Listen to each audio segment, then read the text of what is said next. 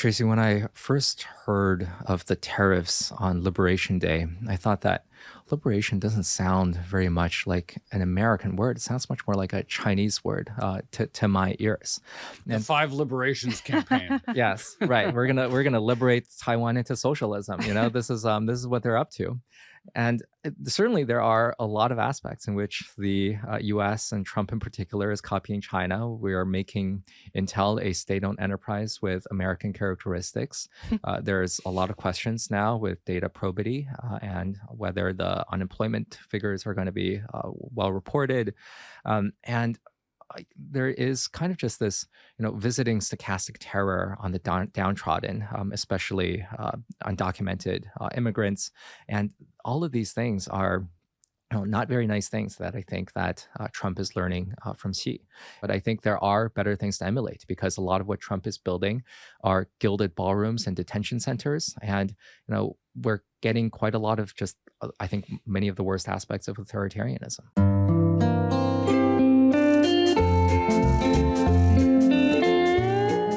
Hello and welcome to another episode of the Odd Lots podcast. I'm Tracy Alloway. And I'm Joe Weisenthal. Joe, we are recording this on August 27th.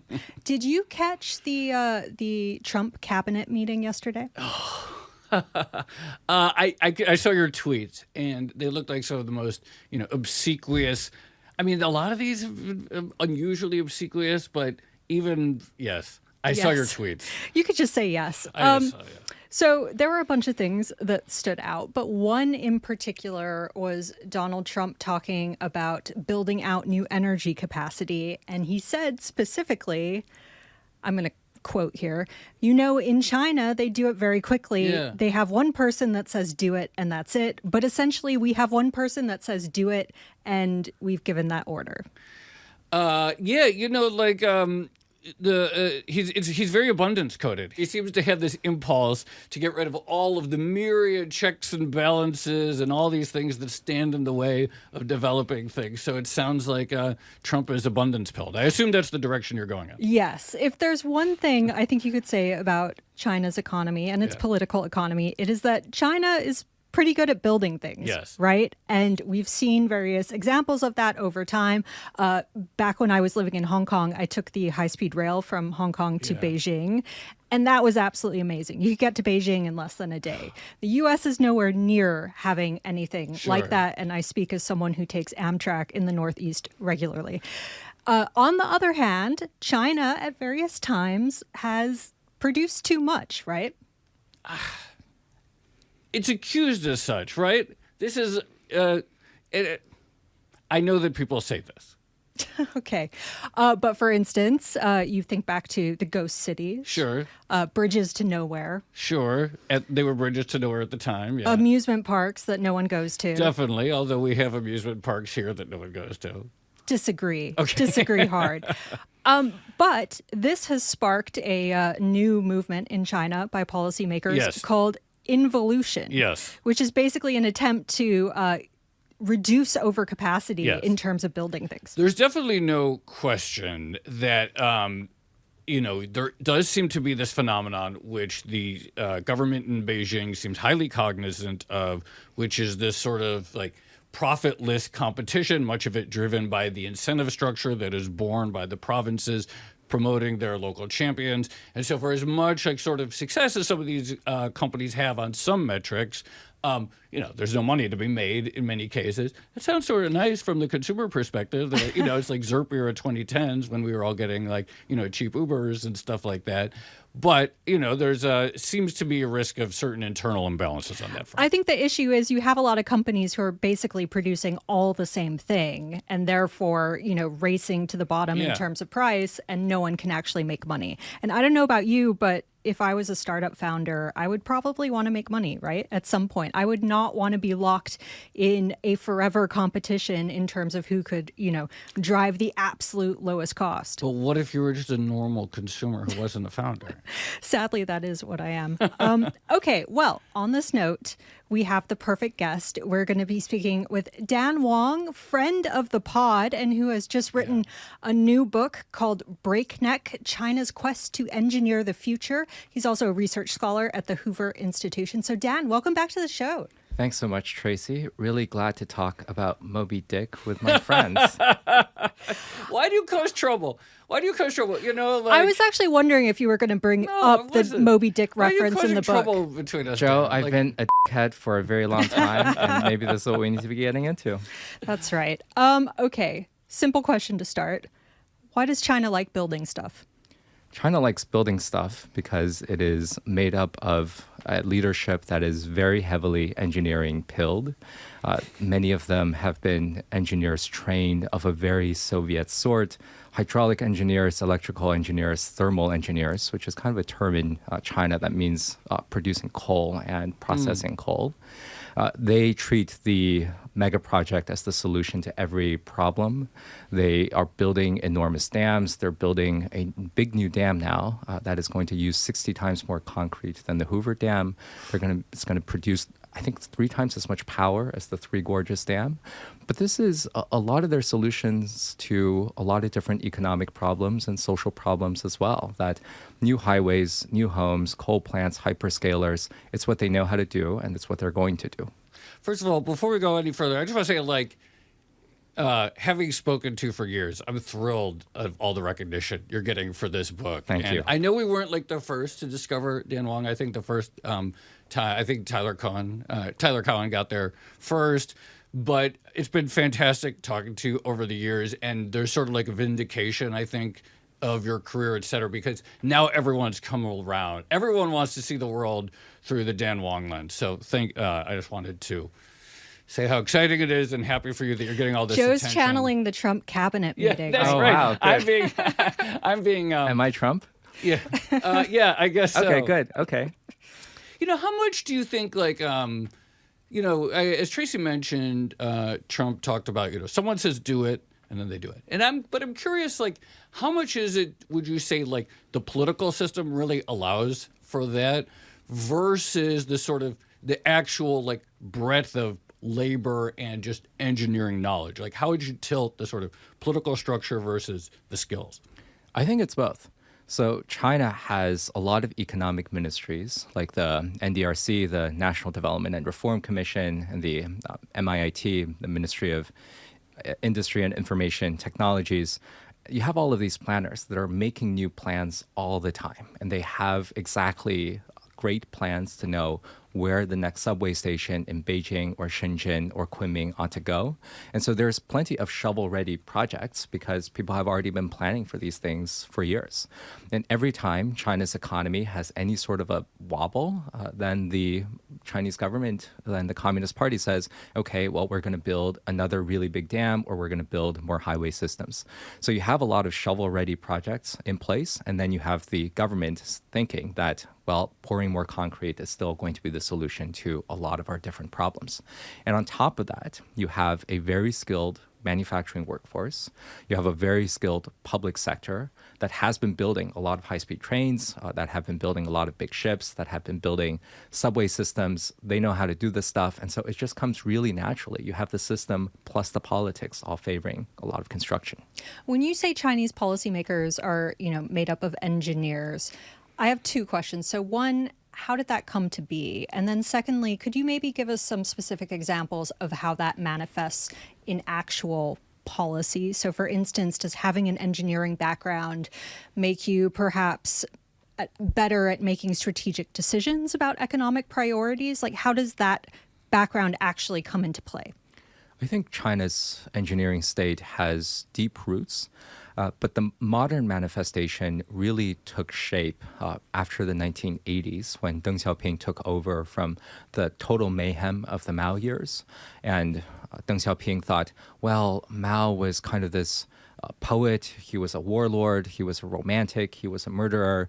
What is the opposite of all of that? Well, we're going to put mechanical engineers within the Politburo, and that is exactly what Deng Xiaoping did. So throughout the 1980s and the 1990s, Deng put a lot of engineers in the Politburo, such that by the year 2002, every single member of the standing committee, all 9 people, especially Hu Jintao and Wen Jiabao, the general secretary and the premier at the time, everyone had degrees in engineering. And that has fluctuated a little bit. By the time that Xi Jinping came to office, whose undergrad was a chemical engineer, I think he saw the light, and his doctorate was Marxist economics. So, we have a pseudo economist up there. By the time that Xi came into office, his premier, Li Keqiang, was trained in, I believe, law and economics. In the 20th Party Congress after 2022, China's engineers are really dominant again, which you have a lot of people from the military-industrial complex be in the top of the Politburo. But I also want to suggest, but playfully and lightly, that there are ancient roots of China's engineering state as well. This is famously the state that administered a vast examination system, in which people became mandarins by doing these exams administered by the court. You had a lot of Chinese emperors that didn't hesitate to conscript people to build great walls or grand canals. So these are fortifications and waterway systems. And so I don't want to take this too literally, but you can sort of see how a lot of emperors never really hesitated to completely restructure a person's relationship to our land. And so that's a little bit deeper too. So, Tracy mentioned that, and I have no doubt that it's true, that there's, these various like white elephant projects or things that get built that aren't necessary, and your book talks about them. All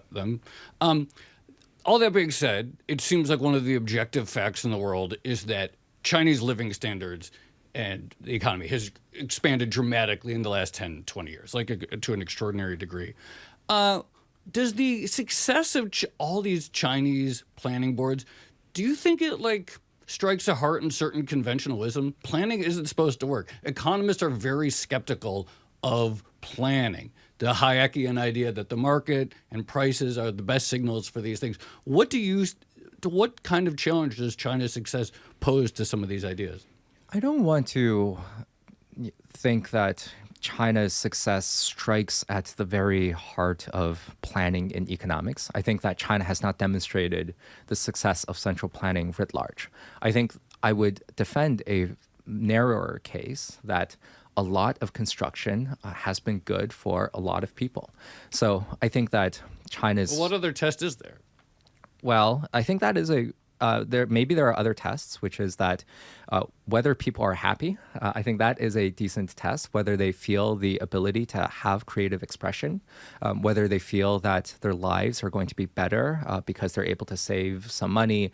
I think it's not just about the physical living standards, although I think that is really important because I've spent plenty of time in China's richer zones. I was living in Hong Kong, Beijing, and Shanghai, where you can see that these cities get better and better every year. You have new subway stations. Shanghai this year will have 1,000 parks, up from 500 in 2020. All of these cities are really highly functional. I've been in China's southwest, in Guizhou province, China's fourth poorest province, and you have these enormous bridges that are bridges to nowhere when they start, but then to nowheres become maybe to somewheres after it is built. And people actually feel a lot of pride about all of these things. And so I think that a lot of construction, a lot of home building, a lot of electricity production through coal as well as hydro and solar. These things are all really good. I think you can definitely point to a lot of costs. There's a lot of material waste in all of this concrete that's very carbon intensive. There's a lot of financial problems. Guizhou can't really pay a lot of its debts right now. There's a lot of displacement of people. Three Gorges Dam displaced something like 1 million people. I would say that physical construction is mostly pretty good, though there are plenty of costs. Talk more about financial problems from all of this, because obviously the local government debt situation has been much discussed, but you point out in the book, for instance, that you can see, evidence of some of this impact in things like Chinese stocks. So because you have all these companies who are basically racing to the bottom in terms of price, it's difficult for them to produce a profit. And so the stock price basically has traded sideways for a decade. I guess part of that would also be capital controls and the impact from that. But how does this manifest in terms of finances? Well, let's take a look at something like the solar industry, which I think is kind of an emblematic Chinese success. You have China producing something like 90% of the solar PV modules in the world. But China isn't only producing the final product, it is also producing all of the polysilicon as well as all the tools to produce solar. And in the solar industry, you have basically zero differentiation between most of the big solar producers. Something like the third largest solar producer in China is not that different from the 15th largest, and maybe not even that different from the 30th largest. They're all making pretty undifferentiated products. And what this has represented is kind of a strategic triumph for the Chinese government, that they have a lock on what are these critical industries of the future that a lot of countries will need. It is awesome for consumers everywhere. So if you are trying to build a solar panel onto your roof, either in China or in the US, solar costs have plunged something like 94% since the year 2000 or so. I think that's about the right figure. And it's been total misery for these companies as well as their investors. And maybe, just maybe, this might be what socialism with Chinese characteristics means, which is a lot of state power, a lot of consumer power, but not very much financial investors benefit.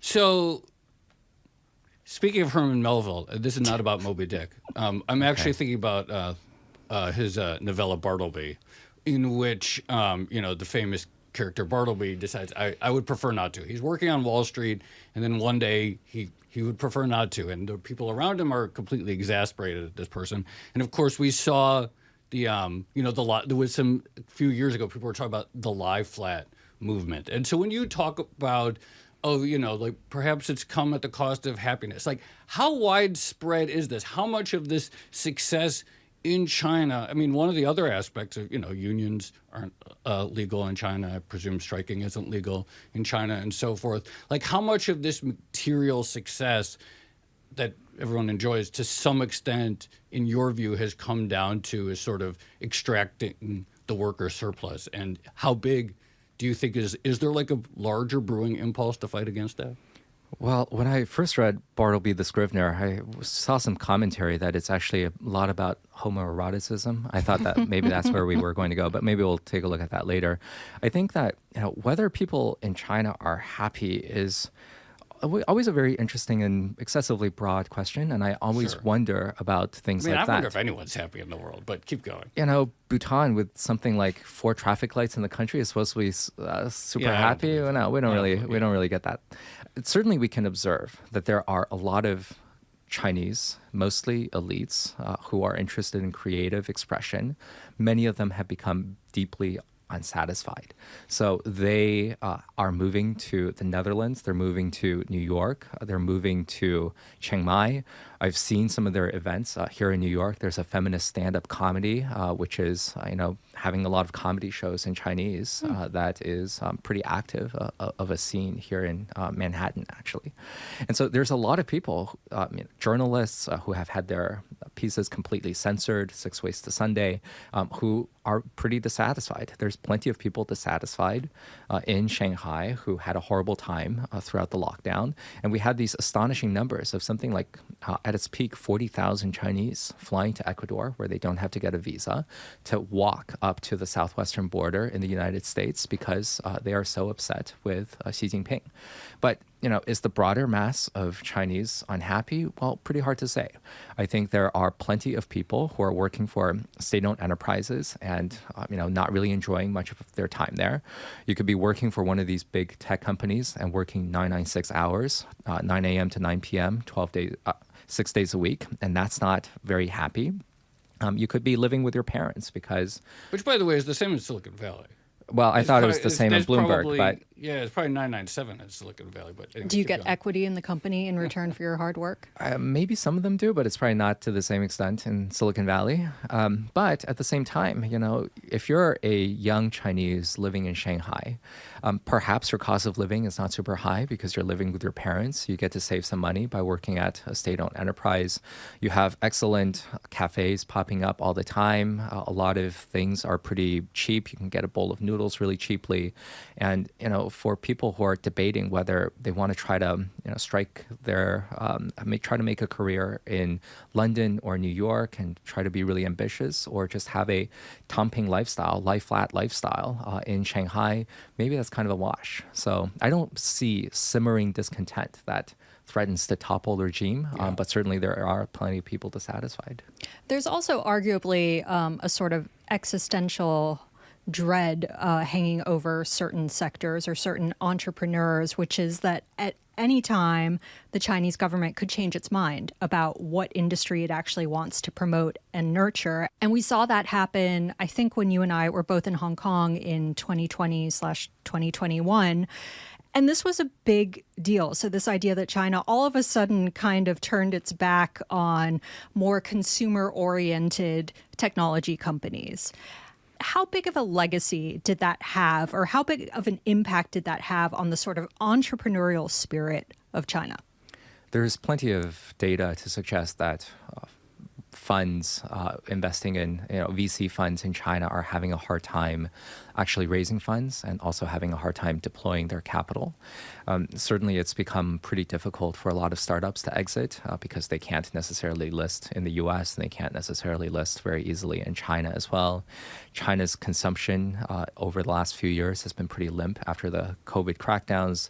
A lot of companies had to have pretty extensive layoffs and they're just not having a really easy time given the limp consumption spending writ large in China. And I think this goes to a kind of a broader point within authoritarian systems, which is that no one feels very safe in a lot of authoritarian systems. You can be an elite in Beijing, and what is your life going to be? Your life could be working in the financial industry, which is a definite elite everywhere, including in Beijing. And 2 years ago, Beijing announced that it was going to have a salary cap of $300,000 roughly for people working in state-owned banks. And if you made over that figure last couple of years, you may have to give some money back to the government. Maybe you're working for a tech company and you think that online education is going to be totally safe because Chinese love education and they're always going to be spending more money on their kids. And then that worked until the government declared everything must be a nonprofit. If you're working for the military, if you're working for the government, your life could be subject to either a corruption crackdown or some sort of the political winds changing and your patron is no longer in place. And then your whole network of patronage has to fall. And so this is one of these things where there is kind of this apocalyptic sense that hangs over you if you're living in Beijing, Shanghai, perhaps even Hong Kong, where a lot of your life could fall apart and there's no one really to protect you, no lawyers that you can turn to, no court system to really turn to. One of these things that comes up a lot, and I don't really find it to be that interesting of a conversation, like, is China communist or capitalist? And it seems like a very tedious conversation. I mean, it has a Leninist system of government. I think that fact is safe to say. Is it on pace? Is it going in the direction of something that we could call socialist? I think Deng Xiaoping said the goal was to have a modern socialist state by the year 2049, so 24 years from now. Is it going in a direction that would be described this is socialism? Well, there are a bunch of Marxists over there, and they would always tell you that history is the most important, and we are marching towards socialism. So their answer is yes. I have my doubts. I took a look at China today, and I think it is the most right-wing major country in the world. This is a country that really prizes manufacturing above all else. It doesn't really have much by way of immigration. You have a state that enforces totally traditional gender roles, and you have a pretty minimal welfare safety net where taxes in China are not actually that high. It is pretty regressively funded on consumption taxes. This is a country that arrests union organizers and that has busted up certain Marxist reading groups in universities. And I take a look at that and I think, doesn't this look kind of like Eisenhower's America? This is... I mean, it certainly doesn't sound liberal. It doesn't sound very liberal at all. And I'm not even sure if it sounds very socialist. There is absolutely a Leninist aspect in which state control of public enterprises, public ownership of production is very much real. Many important sectors, telecommunications, aviation, energy, are state-owned. And you have some redistribution between the provinces. But, kind of my handy snapshot is not to think of China as socialist or autocratic. I think these are pretty limited terms that don't really offer much anymore. My simple formulation of China is that it is a Leninist technocracy with grand opera characteristics, pretty rational most of the time, but then every so often will do something pretty preposterous and then kind of collapse in something really ridiculous. That said, we have seen recently China make some moves to boost social safety nets. So they've said they're going to, do more for seniors, and they're also going to try to boost consumer spending. One thing that I thought was kind of amusing was they basically rolled out a cash for clunkers equivalent. And again, I think of all those things, a focus on consumer spending, social safety nets, although arguably in the US those are perhaps declining, cash for clunkers, that sort of thing. I think that is very American in many ways in terms of the political economy. And meanwhile, in the US, Trump is talking about how he wants to be more efficient in terms of controlling the economy like China. We've also had some instances of the US government taking stakes in companies recently. That seems very Chinese in certain respects. Is the U.S. starting to emulate China and China emulate the U.S.? Tracy, when I first heard of the tariffs on Liberation Day, I thought that liberation doesn't sound very much like an American word. It sounds much more like a Chinese word to my ears. The Five Liberations campaign. Yes, right. We're gonna liberate Taiwan into socialism. This is what they're up to. And certainly there are a lot of aspects in which the U.S. and Trump in particular is copying China. We are making Intel a state-owned enterprise with American characteristics. There's a lot of questions now with data probity and whether the unemployment figures are going to be well reported. And there is kind of just this, visiting stochastic terror on the downtrodden, especially undocumented immigrants. And all of these things are not very nice things that I think that Trump is learning from Xi. And right now, I think what we have is authoritarianism without the good stuff.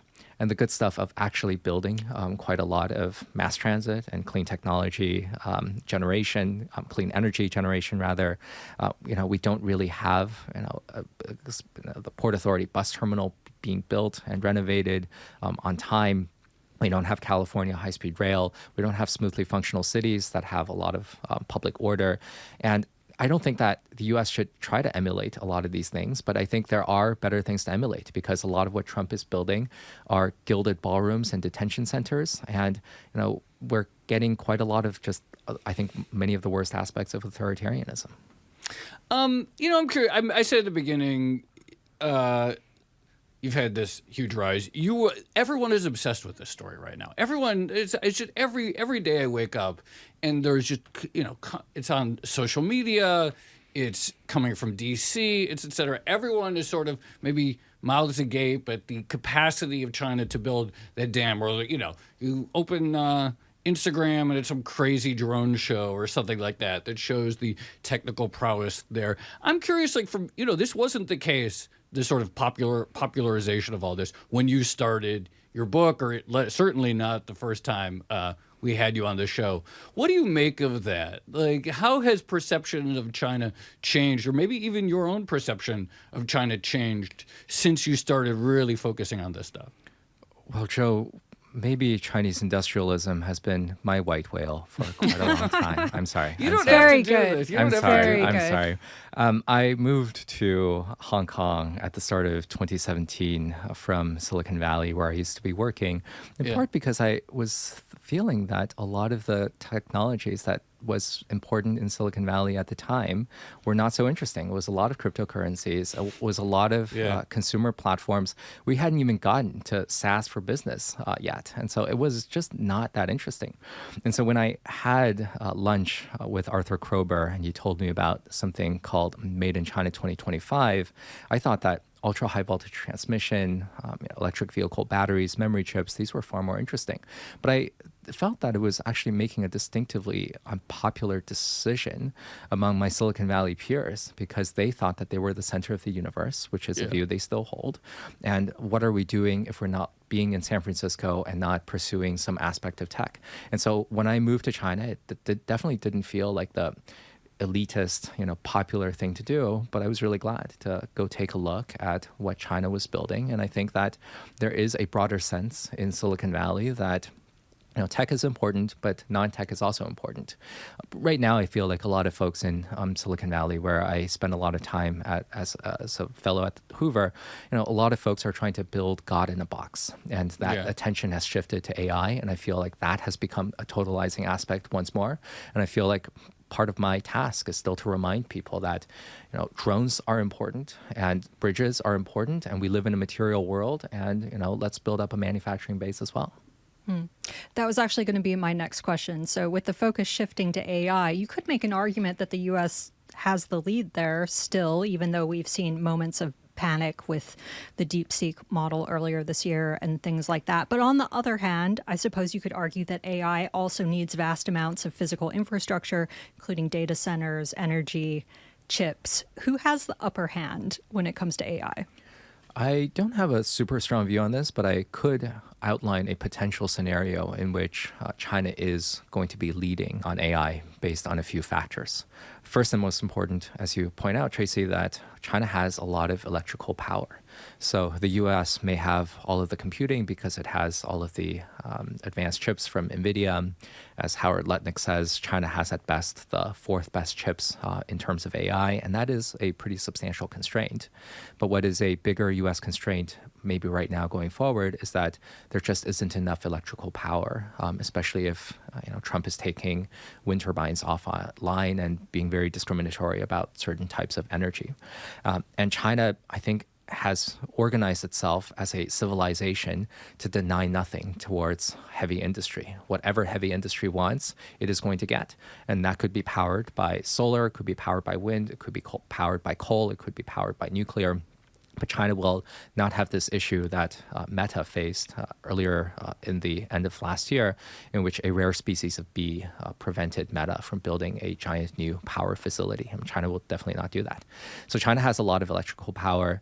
China may not have a lot of advanced chips, but it has a lot of mature chips, which are going to be necessary for inference. So if we do invent God in a box, we're going to be running queries all the time to figure out how to automate and shop and whatever else. And that is going to require a lot of processing power. And I think this is where China's mature chips are going to have a pretty good advantage. And China also has, I think, another unique advantage, which is that its training data might be more strategically valuable. China has most of the manufacturing capacity in the world, or about 30% of manufacturing value add, but that is quite a large chunk. And what does the U.S. have? Well, we have a lot of consulting companies and a lot of healthcare companies. So maybe the U.S. will automate something on the scale of McKinsey, and China will automate something on the scale of Foxconn. And they're going to have a lot more manufacturing production, and we're going to have a lot more better consultants. Yeah, I suppose there's a synergy here where you could use AI to make your manufacturing more efficient, right? No, totally. And we talked to Cameron Johnson about that, the diffusion of AI within it. And like a factory that's monitored properly is brimming with fresh training data all the time. And that has a compounding effect and an accelerating effect and so forth, potentially widening that gap. I want to ask actually another AI question. It's not even about U.S., China per se. It may be a more U.S. question. You use the word totalizing, and I've been thinking about this exactly in a couple of different ways. Like one is, I wonder about whether people have lost interest in things like, say, drug discovery, in part because of this implicit assumption, well, once we achieve AGI in 2 years, that will do all the drug discovery, so why are we even bothering with working on that in the meantime? And also it feels like much of culture, strikes me, in the U.S. is sort of disappearing, and other things like that people are just sort of losing interest in lots of things because AI is crowding out in the psychological space everything else. And I'm curious if in your time in San Francisco or Bay Area thinking about these things, whether that rings true or not. Definitely. I hear the craziest when I'm in California. And I hear, I think a lot of people are, very smart Stanford kids who are very smart, and yet they could be very narrow-minded and not have a very broad view. I heard some things like, people say, well, maybe we don't need to think so much about climate change, for example, anymore. And I say, oh, well, why don't we have to think about climate change? Because AI will figure out what we need to do with climate change and implement everything. Maybe we don't need to, be so careful about teaching kids how to read the great books, or maybe even to read at all, because AI will just help us get there. And there is this, they're trying to manifest the eschaton in Silicon Valley. And there is also this bit of an apocalyptic era in which, maybe the world will end in 2027 because AGI will be out there and it's not going to be aligned, and all of our world will kind of just end. I really don't buy that view. I believe that we have to have a longer term view about everything. There is kind of this, sense often in DC, this is not consensus, but every so often one would hear that, oh, the Communist Party is so weak, their legitimacy is so thin, and that might topple over at any moment, and we don't really have to treat it seriously. That feels very much like cope. And there is also a Silicon Valley variant, which is not really the same about China, but there is this sense that, well, we're all going to ascend into utopia in 2027 when we, invent all the AI and the superintelligence. I like how binary everything is. It's either utopia or, the apocalypse. On the note of potential own goals, one of the things we've had now is years and years and years of U.S. export controls on semiconductors going into China. And I remember you were very early in describing this as a sort of Chinese Sputnik moment, this idea that this was the moment when China really realized that it actually had to produce these things itself and try to regain or get the lead over the U.S. when it comes to crucially strategic technology. Now that the dust has kind of settled, although clearly things are happening on the tariff side, but now that we've had years and years and years of export controls, does it look like that spurred China's technological development? I think that it definitely spurred China's technology development. If we take a look at some of these sanctioned companies today, SMIC, which was on the entity list in 2020, now has double the revenues of that level. Huawei, which had the most severe export controls, it was kind of like a new export control invented specifically to hurt Huawei, has by now recovered its revenues back to the 2019 pre-sanctions levels. And being in China was just this really stark reminder that U.S. export controls really accelerated a lot of Chinese efforts to do better. Now, Beijing has always had this ambition to be a technology power. It's had this ambition for a very long time. But for the most part, it didn't have a lot of China's most dynamic companies willing to sign on, because a lot of China's most dynamic companies, let's say Huawei, ByteDance, DJI, they were able to say to Beijing, well, we need to make the most efficient 5G equipment or the most efficient drones or the most efficient short-form video, whatever it is, products that we should export around the world. And therefore, we need to be buying the best products in the world. And that was overwhelmingly things like Qualcomm chips or NVIDIA chips or whatever else. And what the U.S. government did was that it kneecapped their ability to access U.S. equipment at a stroke, and that fully aligned them into Beijing's goals of technology pursuit. And now you have Huawei being all sweetness and light to Chinese domestic vendors to say, well, why don't we work together? We really have a lot of common interests here. Huawei was not super big into semiconductors in 2019 in terms of their production, but now Huawei is one of the biggest spenders in semiconductors R&D. And I believe I just saw a Bloomberg piece saying that Huawei's chips are now rolling off the production line. And that was something I think entirely created by the US government, that all of these fiercely competitive companies really were fighting for their lives, solving 7 problems a day before breakfast because they had to solve all of these problems. And I think that probably wasn't necessary over the broader strokes. One of the things that causes alarm for DC regarding China, I mean, look, it's great that countries are getting richer and the technological frontier is being pushed and innovation anywhere theoretically can help anyone everywhere. But this question, and it's more sort of political or perhaps geopolitical than economic, is does China have ambitions outside of its borders, right? We know the U.S. has, we have military positions all over the place, and we clearly have ambitions outside of its borders. China has no formal alliances, I believe, with any country, et cetera, but there's always this concern. What do you think about China's interest in the rest of the world beyond sort of export destinations? I think that China is very deeply interested in Taiwan and the South China Sea, in which it defines as within its own borders. And so, that is a matter of dispute. I think that China is very keenly interested in dominating most of Southeast Asia. And what does dominating mean? I think that they would really like for the leaders of Malaysia and Vietnam and the Philippines to come regularly to Beijing to kowtow for the emperor's pleasure. And maybe that is a pretty big threat to U.S. interests. I think that is something that we can debate. I would be skeptical that China has broader goals to seize Japan. I think that would be pretty fanciful. I think that China's success right now is building a lot of advanced manufacturing. You're right, I've been tracking this for a very long time. I remember my first appearance on Odd Lots in 2017 to talk about Made in China 2025.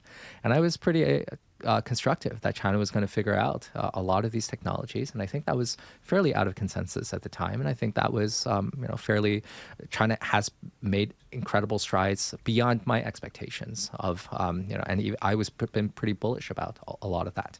And something I worry about is that I think that China's success in advanced manufacturing will continue. I just wrote a piece with Arthur Krober in Foreign Affairs pointing out that even though China's economy is slowing and even though there's all sorts of problems with the economy and the political system, they're going to keep advancing on manufacturing and technology because they have the manufacturing process knowledge and they have the investments really to push them forward.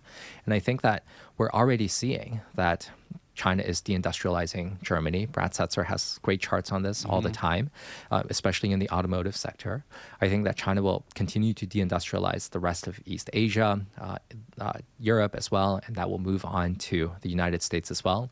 And I don't have too many great views about the security threat or what is going to happen with military, but I think the clear and present danger is that China's technology keeps advancing, and that will further deindustrialize parts of the Midwest, as well as many parts of Europe. And I think that is going to create all sorts of political problems in the West as well. And that is the big danger that I'm nervous about. What does the U.S. need to do in order to preserve its own manufacturing capacity and, I guess, ideally build it out? I think there has to be a lot more investment in manufacturing process knowledge, which is all of the tacit knowledge that we can't really write down, that we have to be a lot better at producing things like not only semiconductors, but also electric vehicle batteries and broader sets of electronics as well. I think it would be a good idea for the U.S. to invite more Chinese companies to build factories in Michigan, Ohio, Wisconsin, put some controls on them. But if China's forced technology program worked against, let's say, Apple and Tesla and all of these other American companies, why don't we do it to them and learn from the best in terms of manufacturing? I'm really skeptical that everything that the Trump administration right now is doing has been good for manufacturing. As best as we can tell, the U.S. has lost 40,000 manufacturing jobs since Liberation Day. And that was the last data reading that we have, 40,000 jobs lost.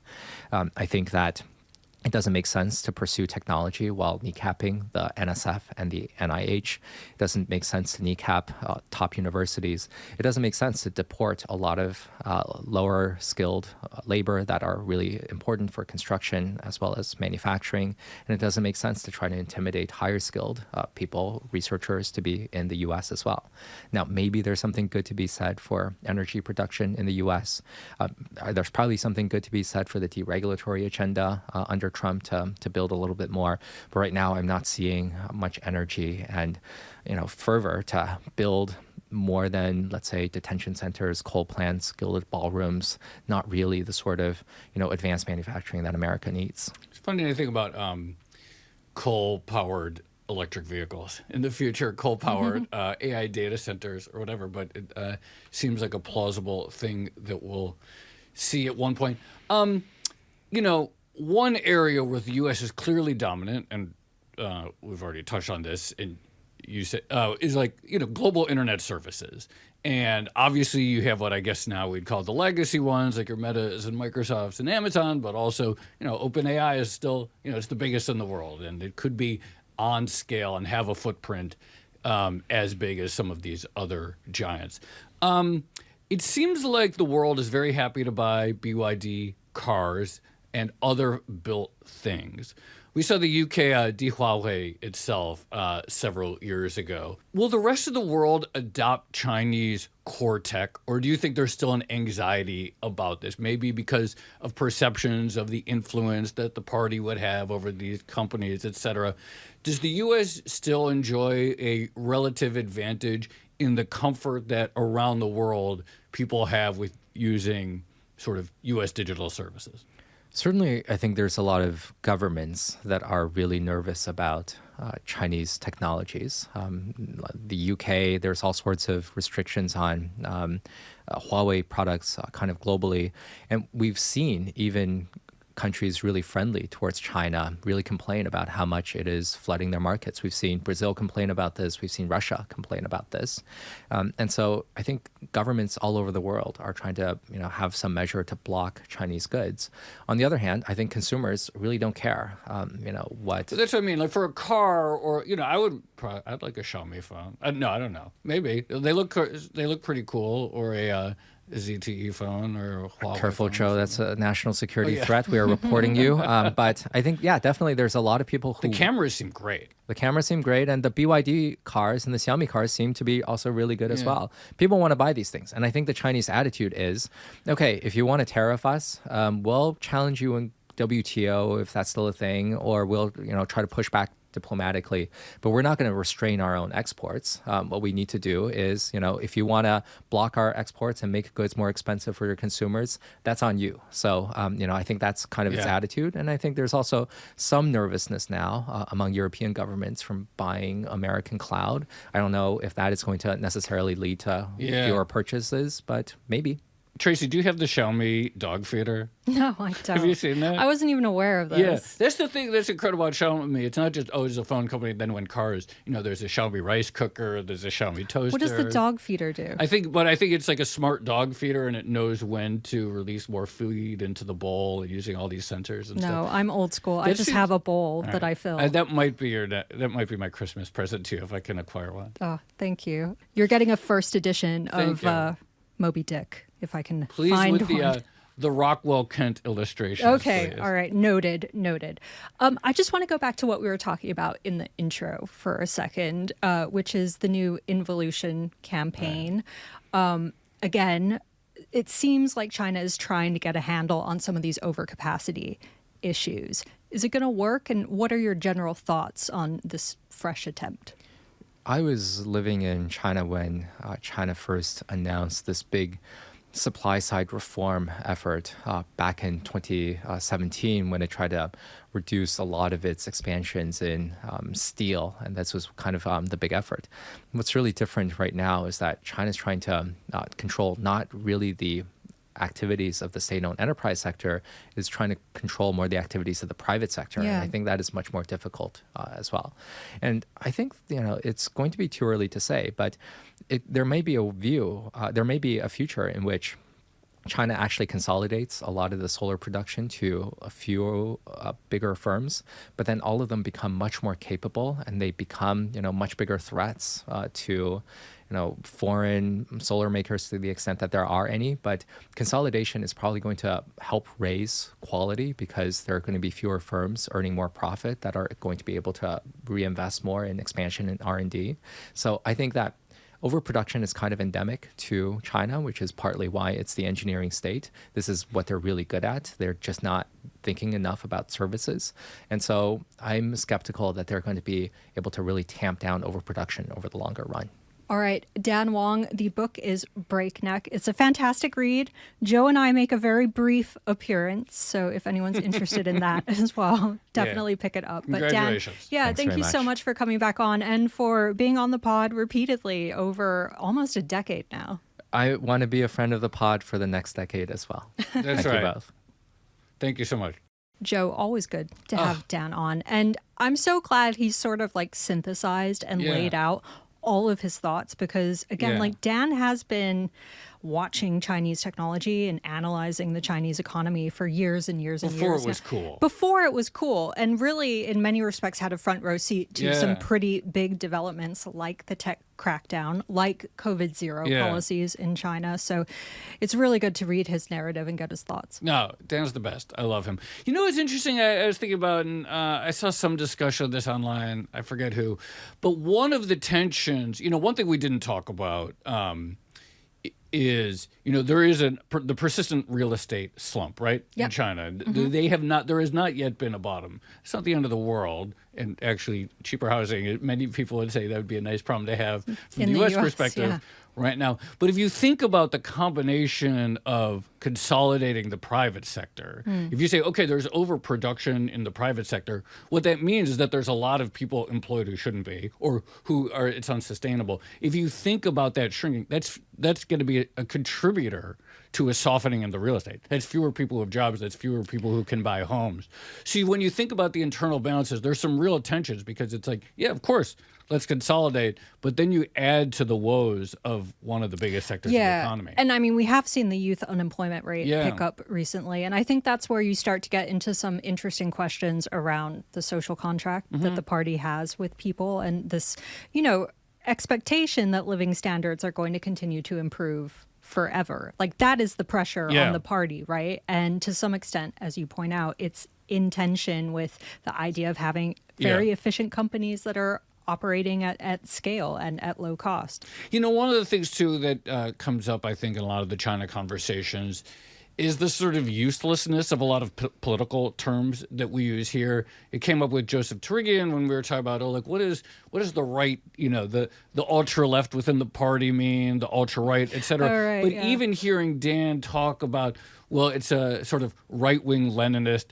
country, et cetera, like these words that we use to describe politics, I think they detract more than they clarify when we're talking about China. I don't believe in political labels, Joe. No, that's good. That's good. All right. I respect that. Shall we leave it there? Let's leave it there. This has been another episode of the Odd Lots podcast. I'm Tracy Alloway. And I'm Joe Weisenthal. If you enjoyed the conversation, then please like and subscribe. Thanks for watching.